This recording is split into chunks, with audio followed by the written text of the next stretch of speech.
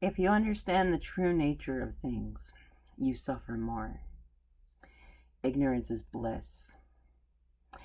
The reason why people live in a constant state of cognitive dissonance is because reality would terrify them.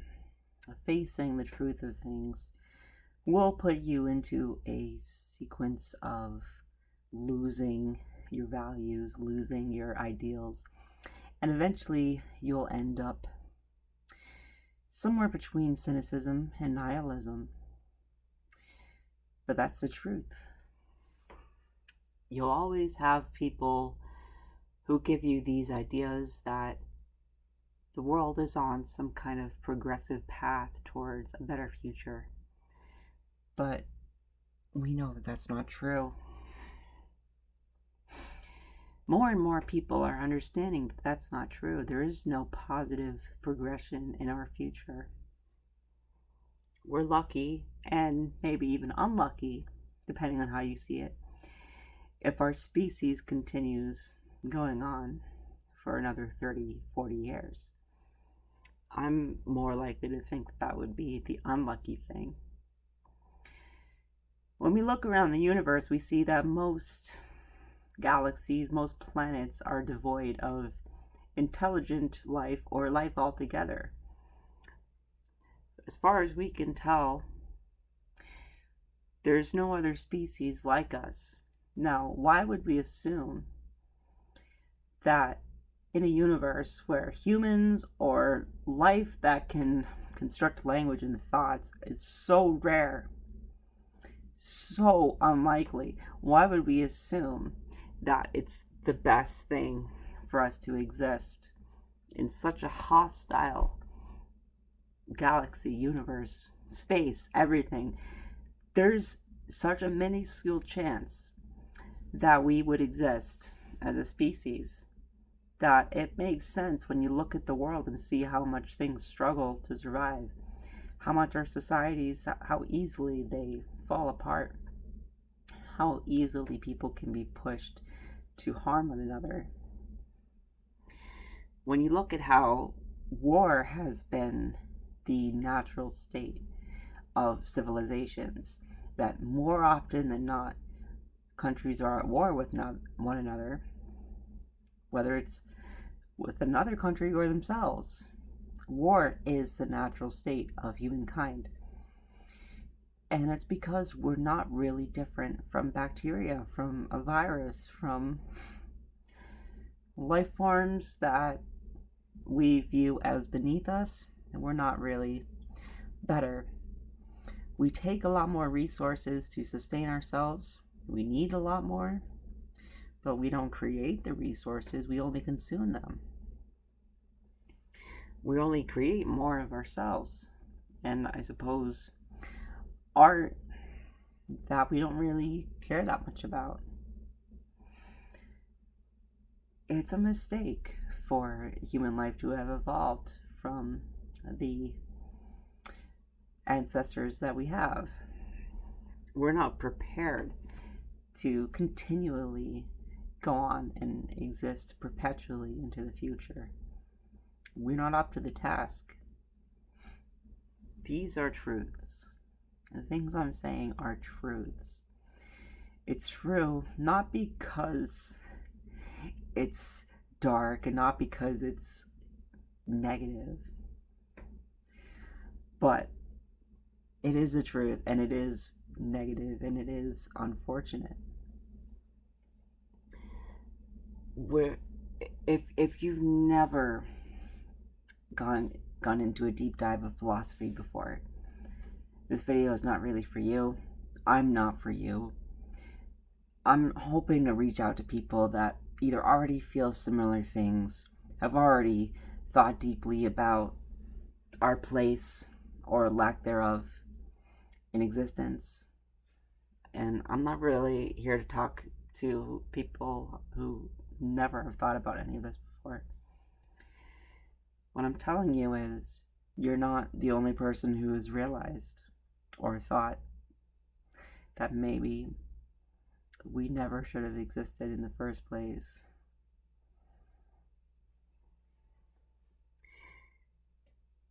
I actually am really proud of young people, millennials, Gen Z, like, that we've come up with this narrative that every bad thing is a product of capitalism.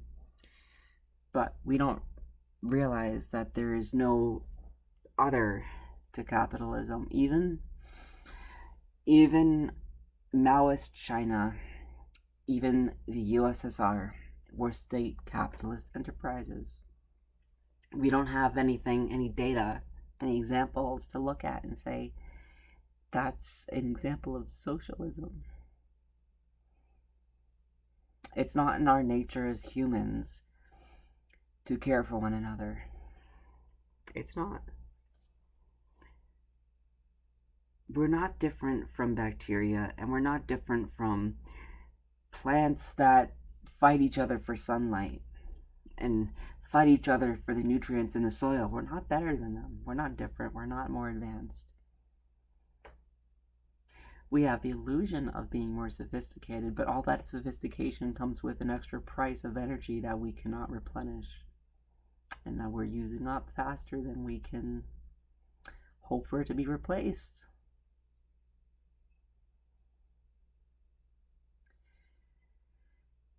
Our world is not worth living in.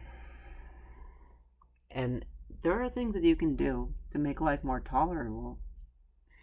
But there's nothing that you can do to make this world, to make your life something that you're better off with than without. No matter what choices you make,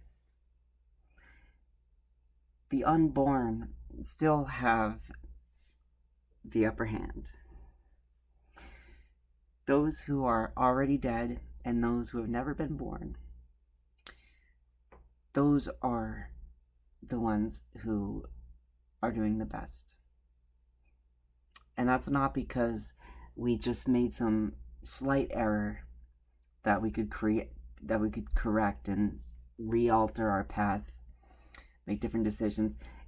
It's just the way that things are always going to be. Yes, I would have loved if there was never a neoliberal movement. Yes, I would have loved if, the world was more open to left-wing ideas. That would have been great. But there's still a fundamental problem with existing as a biological animal life form. It's not sustainable. When you think about how animals in nature eat one another to survive, that's the reason why they reproduce, isn't it? Because they're expecting another animal to eat them while they're mature. Because their bodies are the most packed with nutrients for another thing to eat. They have offspring, which are perhaps less enticing to be eaten at that time than the parent, until those young ones grow up and they're the most full of calories and protein and fat for another animal to eat, at which point hopefully they've already reproduced, so that it's like, okay, it's my turn to get eaten. Well, I'm no long-term biologist, but it doesn't really sound like something I've ever heard of, that animals have eaten one another to extinction. But we do that. Humans are that destructive. When we look at mass extinctions in Earth's history, I've heard of ice ages causing extinctions. I've heard of changes in carbon levels, changes in climate, meteors, asteroids, whatever, killing off dinosaurs. Aren't we kind of new to this, species going extinct because we have hunted them to extinction? Animals have this built-in sense that they have to preserve some number of the things that they rely on to survive. Even if they're going to eat them, they'll save enough that they can continue on providing more life resource for them. but we're not as smart as the animals that have lived for millions of years. We will fish things to extinction. We will hunt things to extinction. We will pump our environment full of poison from the rivers to the very air we breathe. Animals aren't that callous. And not only are we callously short-sighted when it comes to our interactions with nature, but we're calculatedly cruel to one another.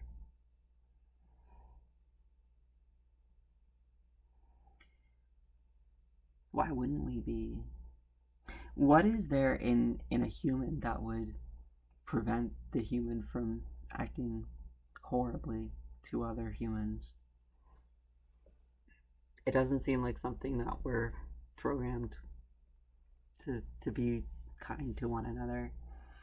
I don't think that we have that in us. But oddly enough, we have the ability to lie to our young that there's some kind of morality, some kind of ideal that we can embody, but we never do. We can imagine being good, being a good species, being good to one another, but we can't actually practice it. It just seems like our imagination is running amok and betraying us.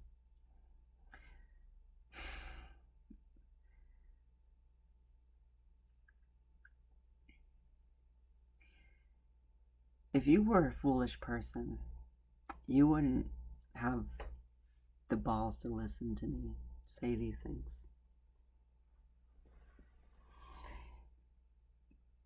At this point, 12 minutes into a video full of harsh understandings of reality, if you're listening to me at this moment, then you are a smart person.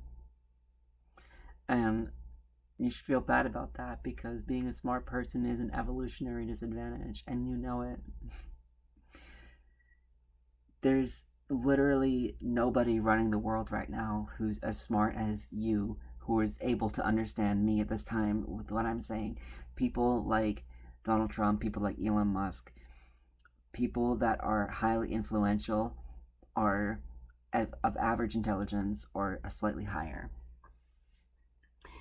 And that's why they're able to connect with so many people. They can be relatable, they can relate, and they can be relatable to nitwits, to morons. I'm not very good at that. I cannot relate to people that are average. Not in any way, shape, or form. I mean, I can relate to people in the sense that, like, I'm not rich. I don't have, like, you know, I don't have everything going right for me. And, like, yeah, at least 70% of the people in this world can relate to poverty and not knowing if everything's going to be okay a week or a month from now.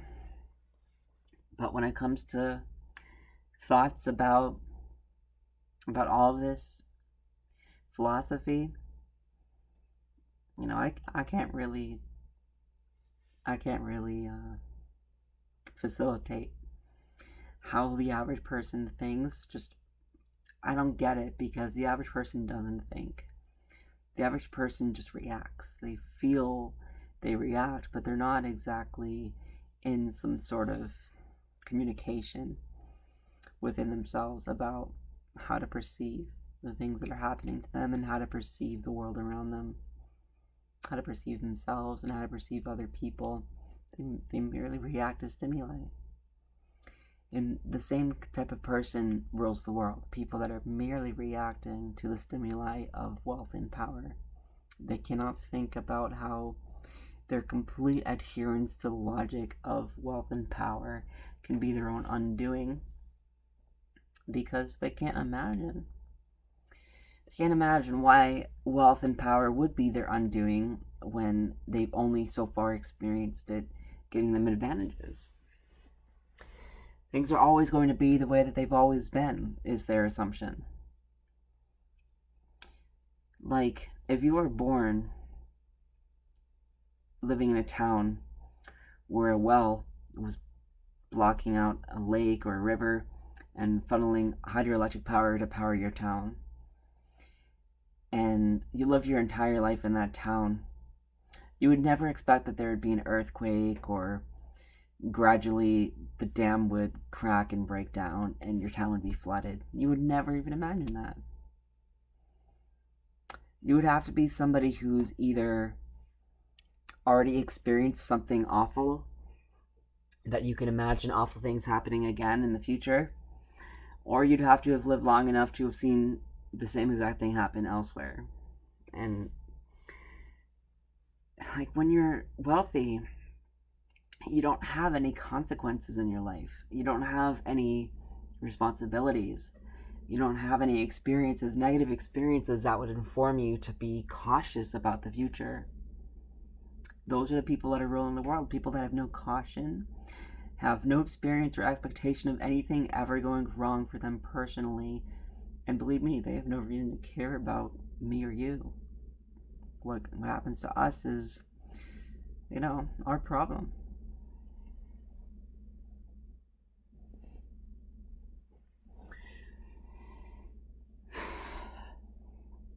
What hurts the most is people acting hopeful. Like there's something that we're going to do about climate change. What? We're going to do something to stop climate change? I would love to see that. Show me. Show me, what are you going to do? You're not going to do a goddamn thing.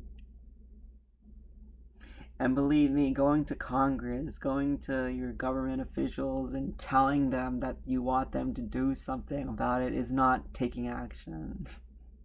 That's asking people that, once again, are beyond the understanding of danger, consequence, and responsibility, to asking them to take responsibility about the consequence and the danger of climate change.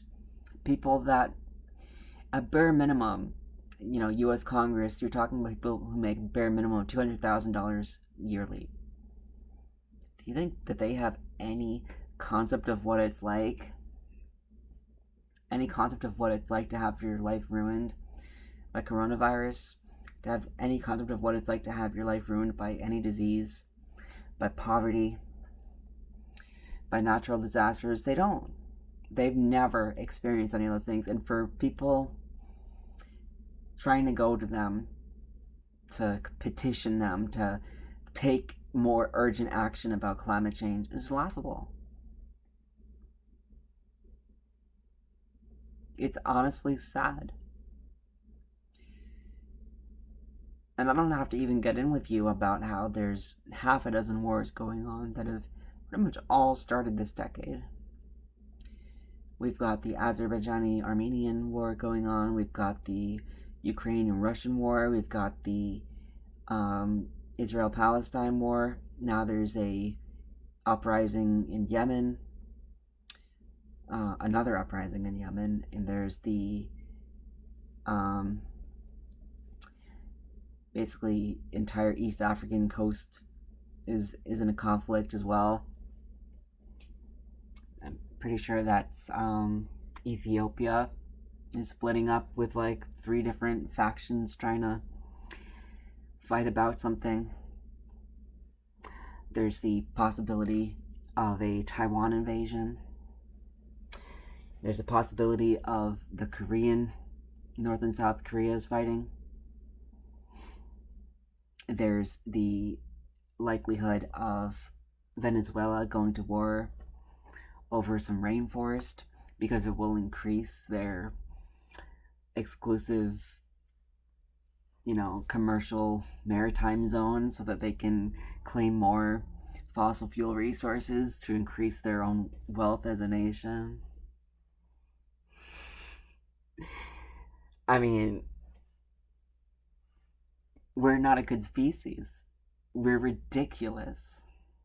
We're ridiculous. At some point, At some point, education gives you all these ideals, all these morals, all these values. And then you grow up and you kind of lose your mind. I've been doing that myself. I've been going crazy. Because I realize that the things I'm saying right now are true. It's so simple to just say that there's no hope, but I want to actually qualify that statement with some examples and reasoning, which I've been doing for the last 20 minutes. We're in World War III, baby. I mean, what more do you want? You know, there's too many people for any one life to matter. There's some just impossible to argue with logic there. I don't matter. You don't matter. Nobody matters. There's 8 billion people, and every single one of us plays a replaceable role if we play any role at all.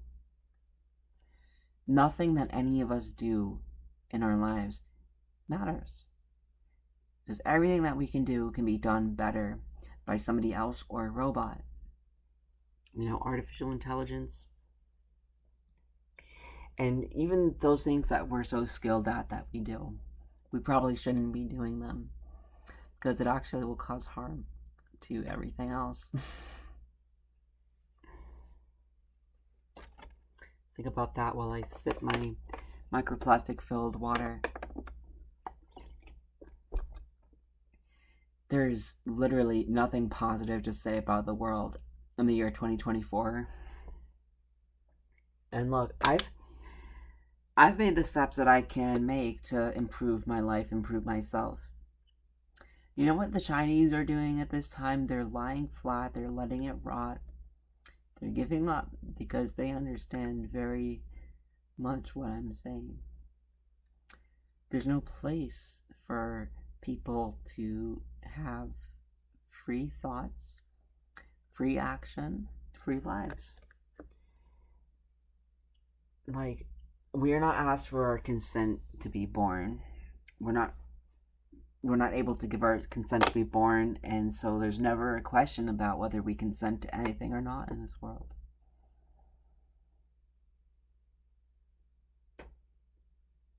If you believe in the value of consent, you know, like somebody who's not a rapist, if you believe that consent is important for humans to receive and give to one another, then you only have one logical conclusion, and that's being anti-natalist.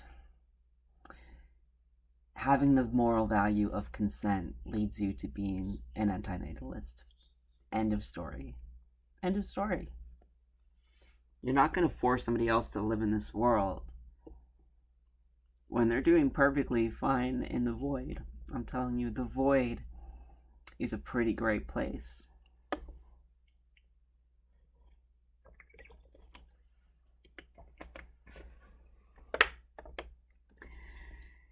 We can't create a world that's worth living. We can't achieve peace for all the benefits of peace. Maybe it's not really beneficial to, you know, the people that run things. They really enjoy when we kill one another because they know that none of us are really important. If we aren't actively engaged in collecting wealth for them, they would just as well prefer if we didn't exist. And you know what? There's not going to be a future where we're not objectified by our ability to be GDP, our ability to be profit. There's no community, no government, no world in which you and I are not going to be judged solely by monetary figures. And so there's literally no point in living. It's as simple as that. If you want to talk about justice, like the originator of that lie flat movement in China said, lying flat is justice. doing as little as humanly possible to exist is justice.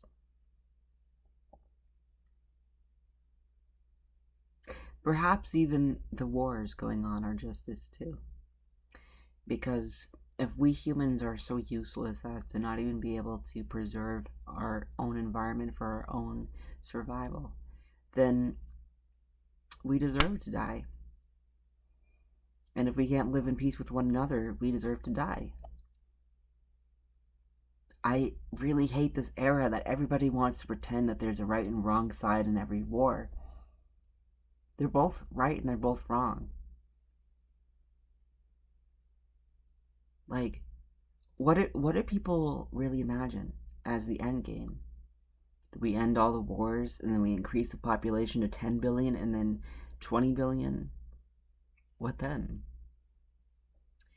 We stop all the fossil fuel use and then the quality of life for the greater number of people is a tenth of what it is today in 2100. Is that the future that we're supposed to be cheering for when we say that to end war? To end capitalism, to end fossil fuels, to end animal agriculture, which, all that sounds great if you believe in a moral arc of the universe. But something more real and more complicated is going on here. There is no moral arc to the universe. Humans don't possess morality. We imagine it. It's the same reason why you see religious people are the most immoral of all, is because they have this vivid imagination about right and wrong, but they don't know how to implement right and wrong. They don't actually embody good at all.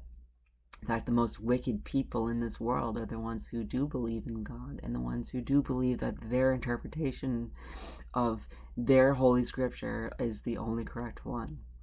I don't understand how somebody can be that stupid. But that's the majority of humankind. At least 50% of people are really out there thinking that either the Bible or the Quran or one part of the Bible or one part of the Quran is the ultimate truth of all things. And they think they can take it upon themselves to spread the message to everybody around them, everybody all across the world, that their colonial ideology is the salvation, the one truth that will set everybody free. They don't want to set people free. They want people to be slaves to their misconstrued idea about right and wrong. They can believe that their idea constitutes morality, and all that idea is to believe and follow the religion faithfully, loyally, without question. And that belief system can include the things like subjugating women, killing non-believers, going to war with non-believers. Their idea systems can lead them to murder gay people, to murder transsexual people. They can justify anything they want because once they believe that they have the monopoly on morality as authorized by their hierarchical religion, then they give themselves free rein to do whatever they want. They're evil, but they believe that they're right, that they're good. And then you have people that are so convinced that the right way for humans to go is to abolish all religion, that they're their own kind of tyrant.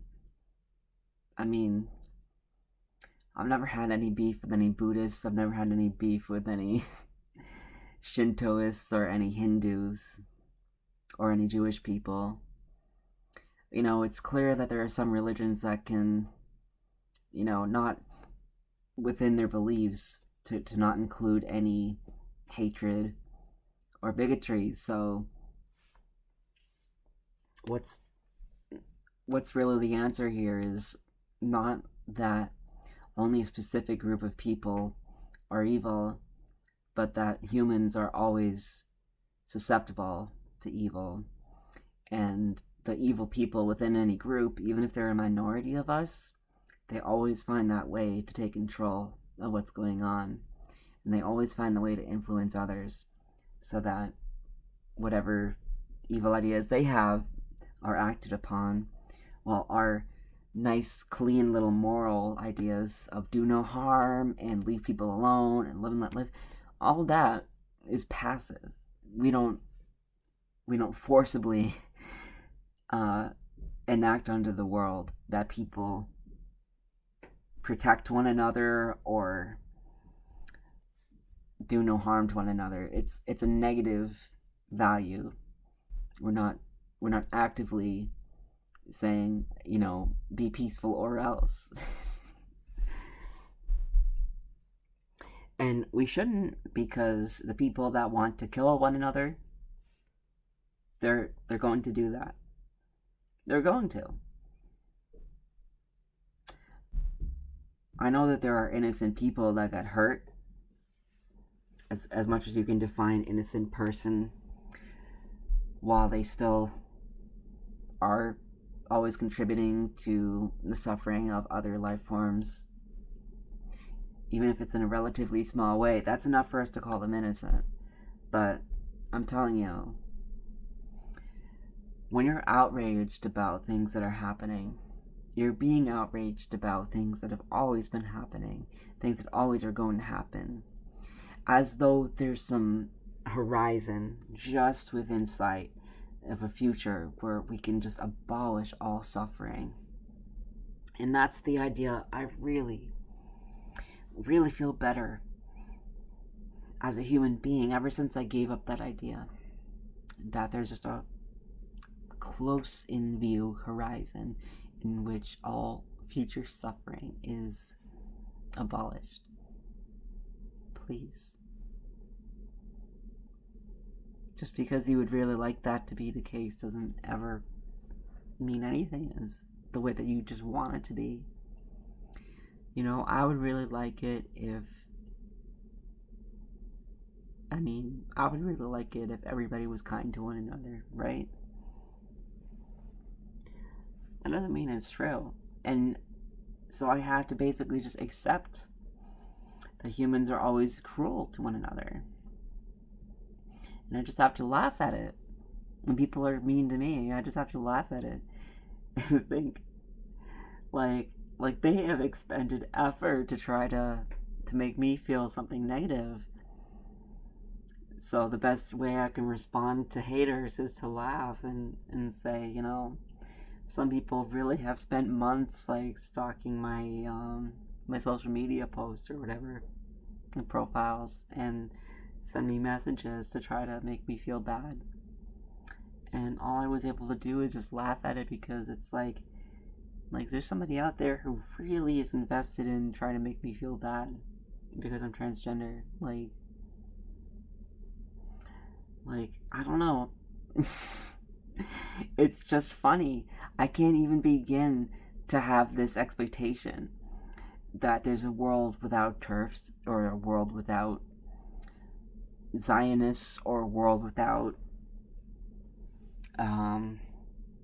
anti-Semites, or a world without homophobes, or a world without racists, or a world without misogynists. It's never going to happen.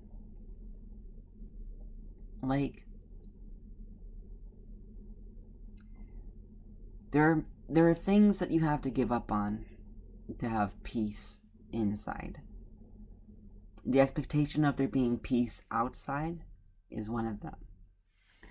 The expectation of a better future than the present is another one. You have to realize that the present moment is all there is. And the best thing to do in every present moment is just to do nothing. Sleep. Listen to YouTube videos about the state of the world. Just listen to what people are saying about the present moment. I don't know. Play a video game. Watch a show. Read a book. But the second you start thinking that you can make a difference in this world, you are not going to have inner peace. Because I would like to see you try. I would like to see you try to make a difference. Because I really like to laugh.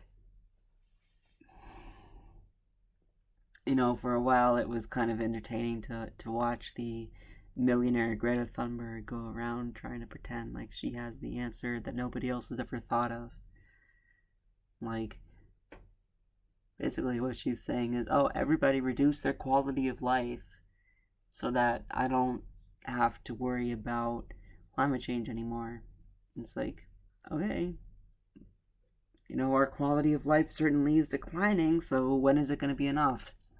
When is it going to be good enough? Like, I don't know, like, drive your car less. Like, girl, I haven't had a car since 2020 when I got in an accident because I was working 80 hours for Lyft every week. Like there, I reduced my carbon footprint by being overworked and underpaid by a gig economy job that put me and my life at risk. And, you know, they're never going to have any kind of retribution for what I had to go through to work for them and what millions of people have to go through. Like, it's just, after a while you start to expect injustice, and it speaks a lot to the privilege of certain people that they act with such indignation to injustice. Like have you really never seen people be awful to one another before? Has nothing bad ever happened to you before, and you're really gonna pretend like this is the first time there's ever been a war, or there's ever been a disease, or that there's ever been inequality? And that's the other thing. That's the big thing. The biggest thing. The biggest reason why it's literally no point. There's no point in any of this world is inequality. Like, if you're born with the resources, I mean, it's all resources, whether it's money or your resources as a person that people are drawn to, like being beautiful. You know, I can't imagine that. If you're somebody that's born with beauty and wealth, you're not the same species as the rest of us. Intelligence? You don't need that. That'll slow you down. You don't want that. Values? You don't want that. There's two things that you need in this life, and that's beauty and money. If you have beauty and you have money, then you will never have responsibilities, and you will never have pain, and you will never have problems. Like, you'll think that you have problems, but they'll be like, oh, my third wife doesn't put out as much as my second wife did, so maybe I should divorce her and get a fourth wife. Like, I don't know. If you're the kind of person whose biggest problem is, like, you know, oh, I only have 500,000 followers on my thing, and I don't know, there's somebody else who has 1 million. Like, that's really what people with money and beauty consider to be, like, unfair, is that there's somebody else that has more beauty or more money than them. Meanwhile, 99% of people who have neither, they are never able to be free. They're always able to, you know, to work for the bare minimum of life, until you like, I don't know, lose a hand or break a leg or something, but that's it. And so what's the point in the rat race if you're literally extending all of your energy and effort and time, and then you can still never have a fraction of the life of somebody who merely is born with beauty and power? I mean, money, but that's the same thing. That was a great Freudian slip. Power. I meant to say money, but what's the difference? Beauty and power. I mean, money. I mean, actually, I was right. I don't need to correct that. So, yeah. People are starting to realize that there's no point in putting in effort when it's very obvious, more obvious than it's ever been.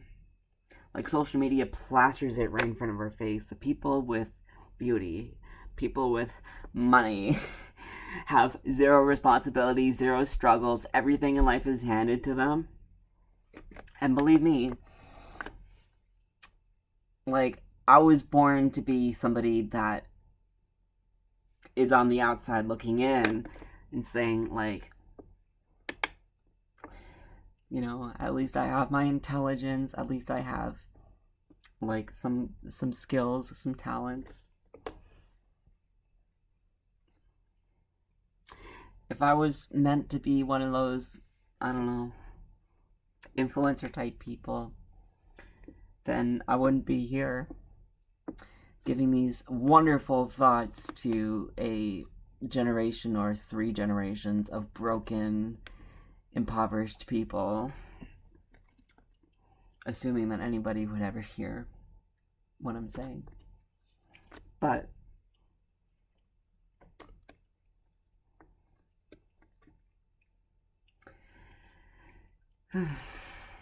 I would rather be somebody who knows the truth than somebody who's blissfully ignorant and has an easy life, because even the most privileged person is just gonna die and be forgotten.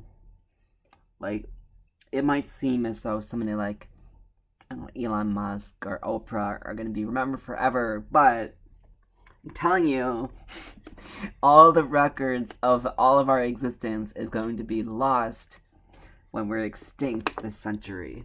So it doesn't actually matter that there's people that are in a whole extra world of wealth and privilege, because they're also going to die. And so you should stop being all down about the climate change and the wars and everything, and realize that we're all equal in death. And therefore, if equality is justice, I mean, the more people who are going to die in the upcoming super conflict that has already begun, the more justice there is. Like, imagine what people are going to say on Twitter the day that, I don't know, Jeff Bezos dies. Are they going to be, he was such an important member of the global community? Like, hell no.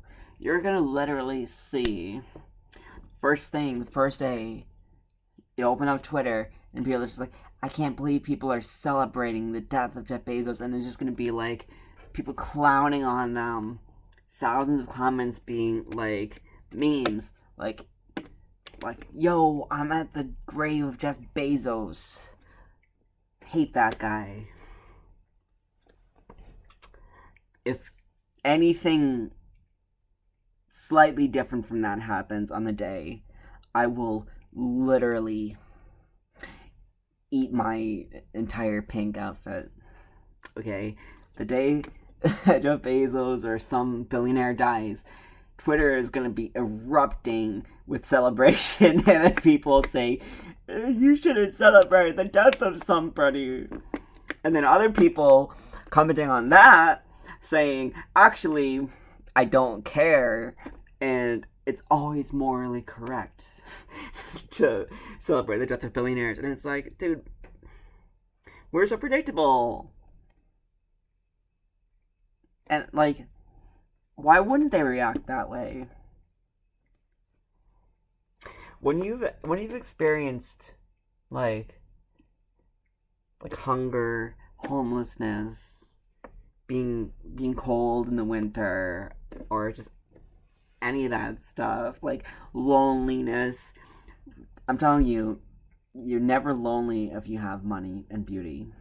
And so, like, the most important thing, connection to other people. Like, money will always give you that. Beauty will always give you that. If you've experienced any of those things, then you're rightfully gonna be a little bit like, hell yeah, when some very privileged person dies. And it's just like, just as we shouldn't expect there to be a world without war and conflict and injustice, those people shouldn't expect that the downtrodden won't get a little jolly every time somebody on their high pedestal is knocked down by the equal hand of death.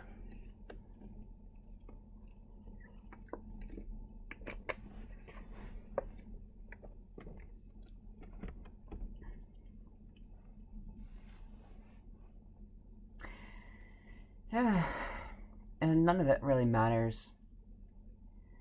I mean, I used to basically hope that one day somebody would come to me and say something like, oh, I noticed that you've been struggling for so many months or years, and like, I don't know, it's like deep down I actually wanted somebody to come around and just be like, I'll be your friend because I know that you've suffered. And it's like, no, it never happened.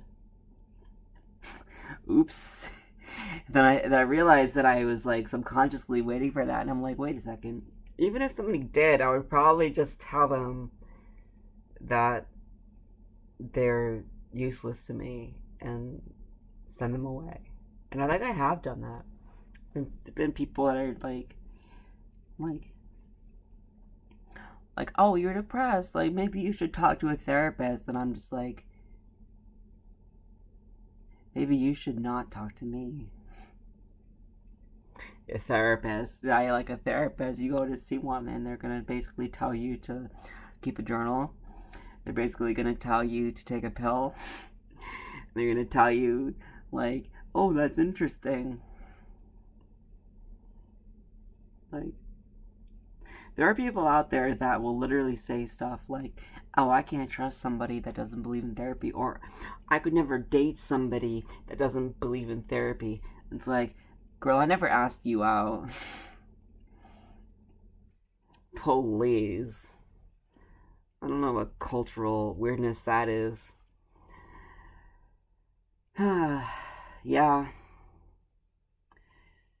And after a while of realizing that I was subconsciously hoping that like some wonderful person would notice all of my signals for I need a friend. I realized that there's nobody that's suitable to be my friend. Like, there's nobody that on one hand has the same way of thinking as I do, and also like they want to connect with me.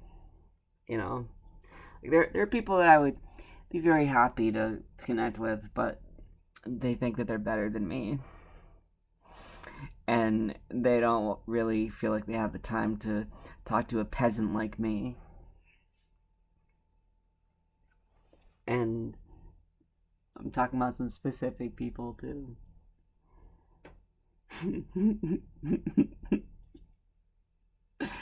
Yeah, that one guy with the glasses. But no.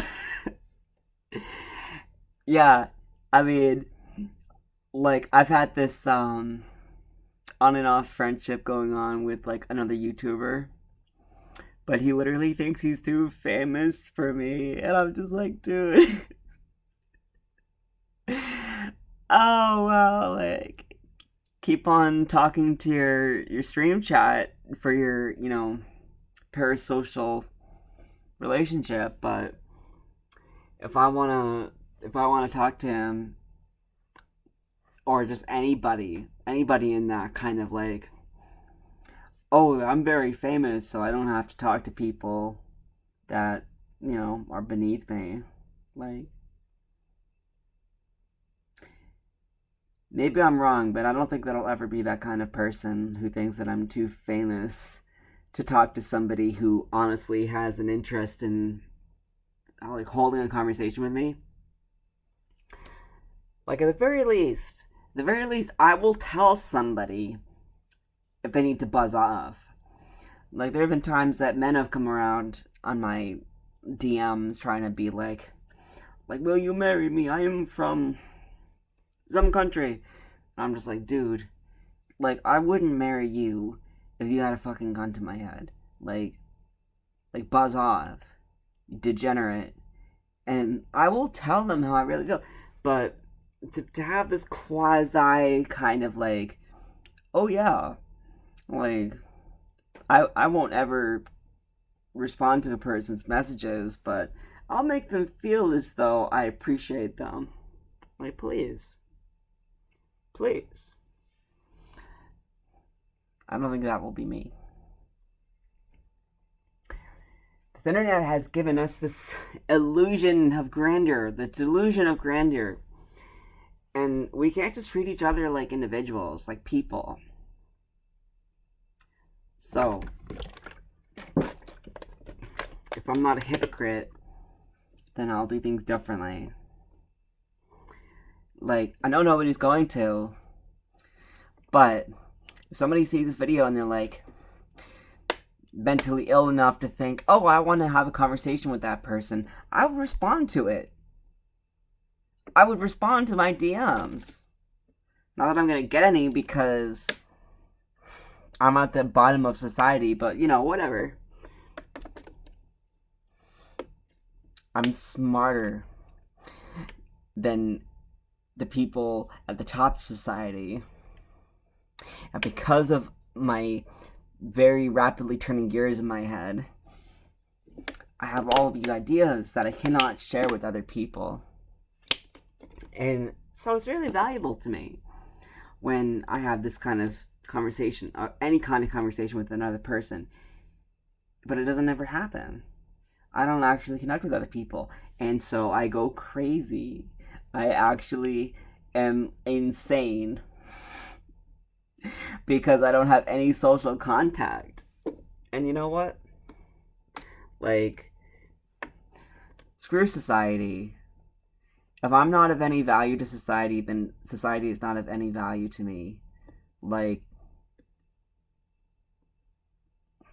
I'm not a human being. I'm not a human being. You know what?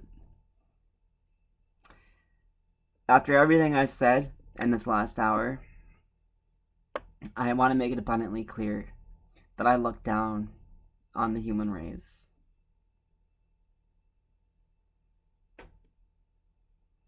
Can I say that if I was born into all this power and privilege that I would use it more wisely? No.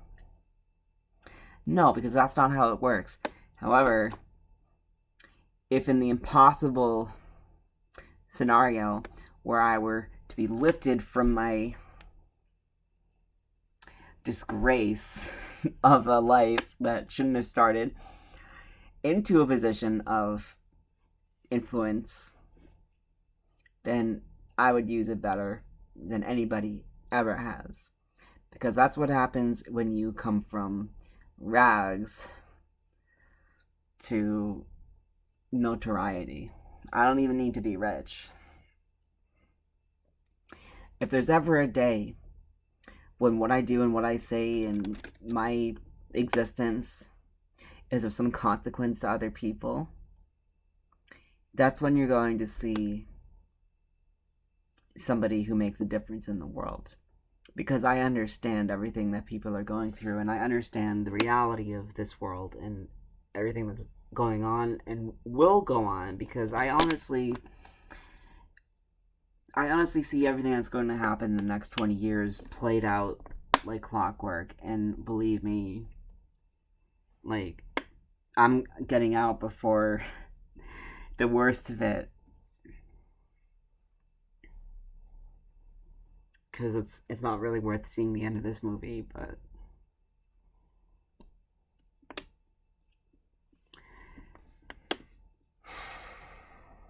any kind of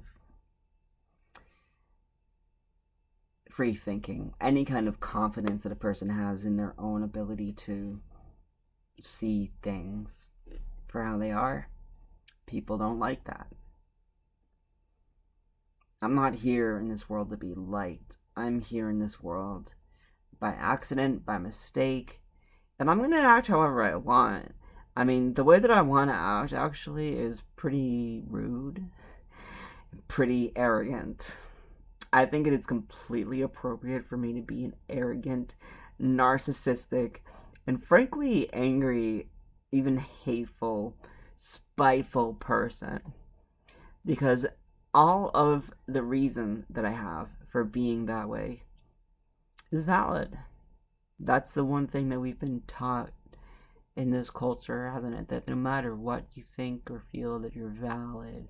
Well, then let me go ahead and think and feel exactly the way that I think and feel, which is humans are scum.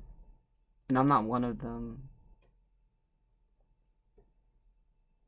I haven't been permitted to be one with this human race, this human family, for whatever kind of family that is. Always killing each other and being ridiculous. So I'm not part of that. Not that I would want to be. Please. So, what am I? What am I?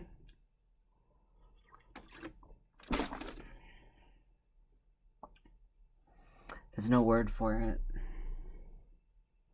You could say I'm a freak. You could say I'm a transhuman. You could say that I'm an idiot. But there's one thing that I'm not. I'm not a liar. I'm not a fool. Idiot and fool, two different things. And I'm not somebody who's afraid of what's real, what's the truth.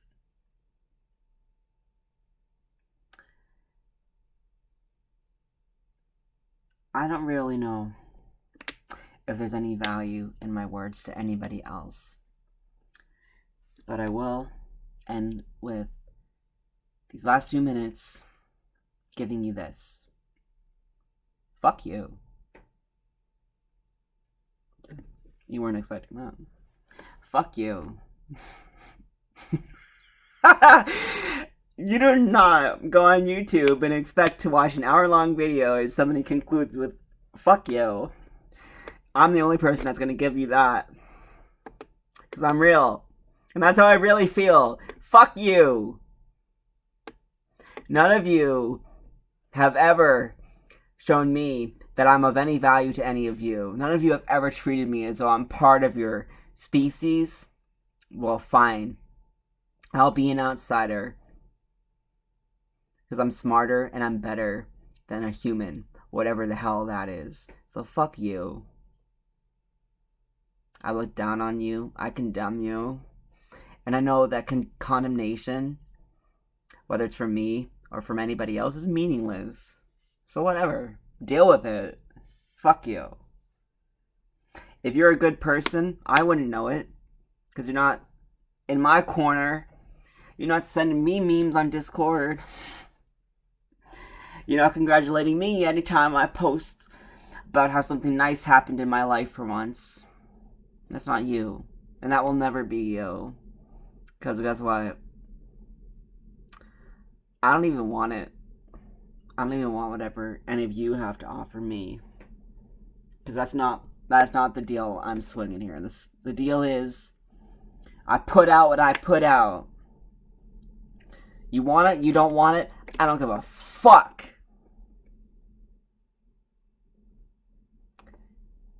And when I die, I'll be doing great. Bye.